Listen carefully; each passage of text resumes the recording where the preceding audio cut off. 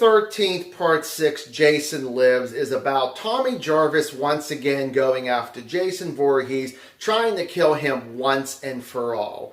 Hey everybody, John Franklin Reviewer, and as you can see, I am back on the couch. So, let's get ourselves started. And going on with the likes. Well, the first thing I want to talk about are some characters. Well, I want to talk about our hero, Tommy Jarvis, played by Thom Mathews, who is miles better with his acting than who we got in Part 5, which I forgot to mention the actor's name. In Part 5, the one who played Tommy was John Shepherd. It just feels like it's more of a good transition from 4 with Corey Feldman's character to Thom Mathews. I'd say 2 out of 3 of the Tommy Jarvis trilogy here is not that bad at all, so I do like what he has to do. Even with some of his mistakes, you got to do something to get a movie rolling, right? Another character we want to talk about is Jason. This is our first time where we're going to get zombie Jason, and he's going to be that tough motherfucker all the way until Jason X. I really do like Jason. I like the way he gets resurrected. I like his makeup. I think that actually really works. And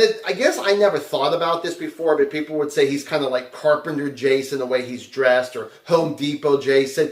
It never bothered me. Moving on to another character is Megan, who is the sheriff's daughter. I really do like Megan. I think she's a very beautiful young lady. I really like her acting. I would say there's maybe like a little part towards Act 3 where I don't actually buy it, but it's just a little snippet it feels like there. But overall, I do like her. Now, going on to her father, the sheriff. The sheriff in here, I just love his acting from the very moment we see him until he is no longer in this movie. It really is damn good. I just like his attitude. And I wish the Academy Award never just gives horror movies, other than like The Exorcist, The Middle Finger. It seems like this is one of those movies where this character should have been nominated for the Academy Award, because I really believe that he was probably the best actor over everybody in this movie. Once you see him every time, he stills the scenes, and I just really enjoy him. I really do like the deaths in here. Very cold deaths, very funny deaths, especially because this is a self-aware movie, and this might be the only one that feels like it goes that way that I can really think of. I have a whole lot of fun time watching this movie. It's always just a delight to watch. The person who directed this also wrote it, and they actually just knew, you know what, this is just a fun concept, let's do it, and they do it with this one, and it's so good. And the final like I want to talk about, and please correct me in the comment sections if I'm wrong in any way, but I believe that the entire soundtrack of this movie was by Alice Cooper, and he has some really good ones on here. I've always been a fan of Young Frankenstein. I just think if this is really the only time, I think it's really cool that you get someone as great as Alice Cooper to just throw out as much music as they need to for a particular movie like this, and it works in every way. And going on to the dislikes, I don't have too much to talk about, but the first thing I want to say is a little bit more of a gripe.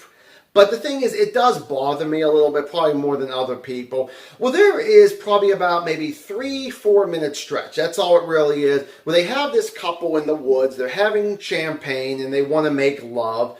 But the thing was, of course, they hear someone screaming, and the guy goes, checks it out. Well, the thing is that they're only in this movie to die. Yes, a lot of horror movies, especially this franchise, is the same way. But a lot of them actually are connected with, like, the main story.